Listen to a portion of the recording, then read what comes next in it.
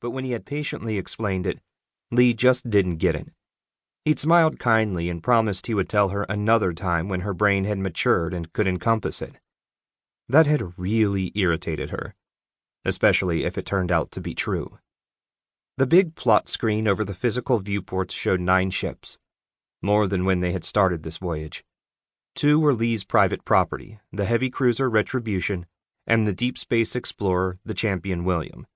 Both were war captures and past United States of North America flagged vessels.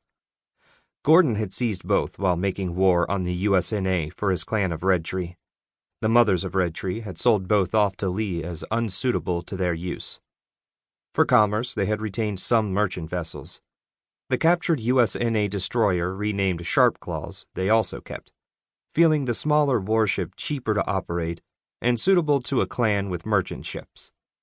They, however, had sent it along with Lee and Gordon on their voyage of exploration in return for training and shares for 6 clan members and an extra share to the ship for each of them. So far, it had been an excellent investment. To the plus, they'd found a water world and a wealth of metal sources on their outward voyage. Nobody with even the smallest share was going home poor. They'd also found a system-bound race of aliens with whom they were unable to trade or come to any agreement, so that discovery was a wash. The ship Lee was sitting in was the High Hopes, a deep space explorer by type, and the ship she had grown up on. Gordon owned a third of the High Hopes, as he had for years while partnering with Lee's parents as an explorer. Lee owned 2/3, unfortunately by inheritance. Her parents had been killed after finding a Class A world, before they could return and register claims to it. Lee was thus heir to their claims shares on Providence, as well as her personal claims of land on the planet itself. That alone made Gordon and Lee rich beyond any of the kings in human history. Lee sat at a second-tier couch, plugged into the command circuit, watching everything but saying little. Gordon was in command of not only the High Hopes, but the fleet around them. Lee was owner, and under Derf-home law and clan custom she could speak to the use of her property, but at just shy of 15 she was still in a semi-adult status somewhere between a child and an adult as viewed by Earth law. Nobody in their right mind would put her in command of a fleet of starships. However, when she spoke as owner about the business side of their voyage, they paid attention. Lee was bright for her age, forced to grow up isolated from society and pushed to learn as much as possible quickly. Living on a ship with all its hazards and being useful to her parents and Gordon in their explorations had demanded it. Besides the ships Lee and Gordon owned, and the Sharp Claws which Gordon's clan mothers had sent along, they were accompanied by the far-gone heavy cruiser Murphy's Law and the fast courier Roadrunner. The Roadrunner was far too cramped and lacking in supply volume to make a voyage such as they were on anything but an exercise in torture for the crew.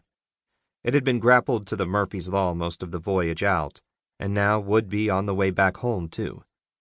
They were present because the planetary government of Fargon, their principal supplier, had been worried about having the entire sphere of human exploration, including the Derf and Hint races and many cultures, represented by one merchant enterprise. They had sent a representative with limited authority in case some new species or civilization wanted to speak to more than a trader. The mothers of Redtree had sent their third mother also, in case Derf law should need to be addressed. The 4 other ships hadn't come out from Derf-home and Fargon with them. They were owned by a newfound group of sentient spacefaring races. They were the first aliens that humans found with their own starships, and they were returning to the human sphere of influence with Gordon's ships. All the ships under Gordon's command had been called the Little Fleet when they prepared for their journey at Fargon and Derf-home.